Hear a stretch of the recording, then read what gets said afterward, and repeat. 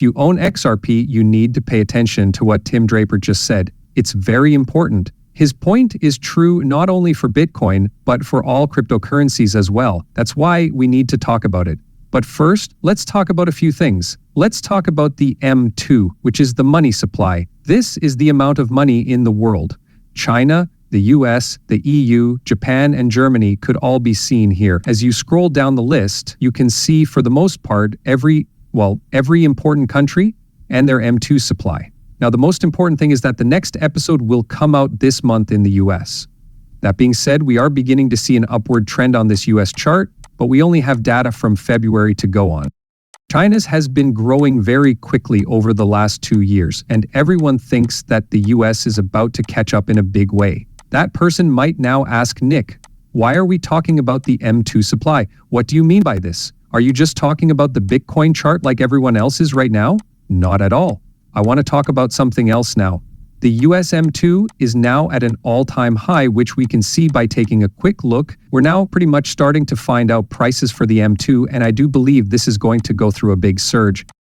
This is not my own thought process. It's because of what Janet Yellen told us. The other reason is that, let's be honest, they need to keep printing money because the Ponzi plan will fail if they don't. I have also said many times that the fiat currency system is dying because it is a Ponzi scam. That's pretty much all they do. Print more money and keep printing. Then they look for people who want to buy it just to make their case. And they still have a great reason for people to buy US debt, which is, of course, stablecoin producers. But this will eventually cause things to fall apart, which will then cause things to start over. To be honest, I've always thought that one day our current financial system will be reset on a global level, paving the way for the digital financial system. All of this is being said, though, because the M2 supply does, in fact, fall behind Bitcoin. Bitcoin is mostly 12 weeks behind, while the M2 is 12 weeks ahead. I think the US M2 will go off at a much higher level, and I think the same will happen in almost every other country. I believe that a big event that will help the world economy is about to happen. Now we are going to think about how high Bitcoin can really go. Yes, Tim Draper did talk a little about this. We'll talk about that soon. But now we have new information from Zero Hedge about the M2 versus Bitcoin. All of these are really connected in such a crazy way. It also makes a lot of sense because this is all about cash. A lot of people don't understand why Bitcoin and other cryptocurrencies used to go through cycles every 4 years. The main reason is that we kept an eye on global liquidity and the liquidity cycle, which is just a way to measure global liquidity. When we think about that, we believe that Bitcoin will continue to rise if money is created and the economy is boosted by liquidity, which is something I think will happen. Now, Tim Draper is a little more optimistic about Bitcoin. VC billionaire Tim Draper says Bitcoin will take over from the US dollar in 10 years or less. At this point, I do want to make an argument because I think that stablecoin projects will be the main thing that really weakens the dollar's hold on the world. But right now, a lot of stablecoins are tied to the US dollar, so it helps dollar dominance in a way. What about when there are stablecoins for the euro, the yen, and other currencies? It's a whole different story after that, but watch this movie clip. What will finally happen to the US dollar? Sure, I think that the US dollar will lose its power in the long run, but that will be a long time from now. A rough guess as to how long it will take for Bitcoin to replace the US dollar? It's been 10 years or so. There will be a moment, so maybe a little less. This is good news because banks can now hold both your Bitcoin and your regular money, so if you really want to see something, you can find it on social media. Hey, we need to get rid of our money. We bought Bitcoin. On the web, it's pretty quick. If there's a change, you don't want to be in line at the bank trying to get your dollars out so you can exchange them for Bitcoin. This also shows that Tim Draper thinks Bitcoin will reach $250,000 by the end of the year and go through the roof in 10 years. Look it over. I said that the price of Bitcoin would reach $250,000 by the end of this year.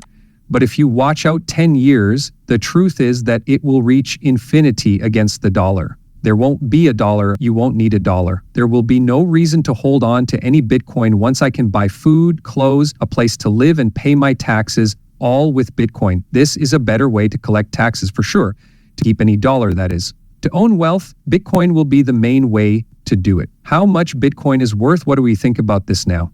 Well, for starters, the price of Bitcoin will be well over $250,000 by the end of the year. Who knows? The main point here is the case against fiat money. You know, I really believe it's important to hold on to utility-based projects besides Bitcoin. This is because I believe the value of the dollar will only maintain falling. What the dollar can buy will continue to lose value, in my opinion. In part, this is because of the constant writing. No matter what we see around these admins, it could be the Trump admin. It doesn't have to be the Trump administration. We keep seeing the printer press turn back on. People think that the Fed will probably cut rates in June, even though the choice to do so won't happen until then. They will print more money if we do. It's just the truth, right? They act like they're going to make more money and boost the economy because if they don't, the Ponzi scheme will end. That being said, I still believe that crypto is that place where you can invest in real projects in order to get away from the Ponzi fiat system.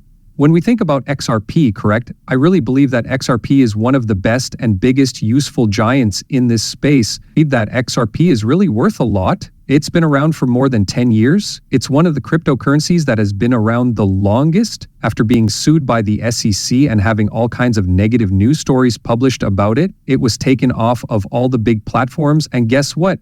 It stayed in the top 10 though. That's what we need to pay attention to. However, XRP is very valuable because it can be used in many ways and has many names connected to it. I believe that as individual investors, we should focus on these kinds of projects, especially if you want to get away from paper money. You know, the US national debt is almost $37 trillion. This is more about the paper currency system. Okay, this is crazy. And this is the real budget. The imbalance is more than $2 trillion. Now that we think about it, this doesn't sound like it would last, and it doesn't. But what's crazy is that Janet Yellen said they wanted to raise the debt to $50 trillion, 0 cents in 2023. Look at this. The debt will go from about $32 trillion, 0 cents, to about $50 trillion, 0 cents, right? For me, real net interest as a share of GDP is the most important way to measure how well the country is managing its money. You want to raise the debt from $32 trillion, 0 cents to $50 trillion, 0 cents. Are you worried about who will buy that debt and how much they'll want to be paid for buying riskier and riskier debt? Do you feel bad about that? The real net interest cost of the debt should stay low compared to GDP, and the budget should be able to last. Not at all. We're not on a road that will last. And yes, I agree, this is silly because once more, it's not a good plan. $32 trillion, 0 cents was the amount they talked about. I'm telling you this because this happened 2 years ago when the value was $32 trillion, 0 cents, instead of $307 trillion, 0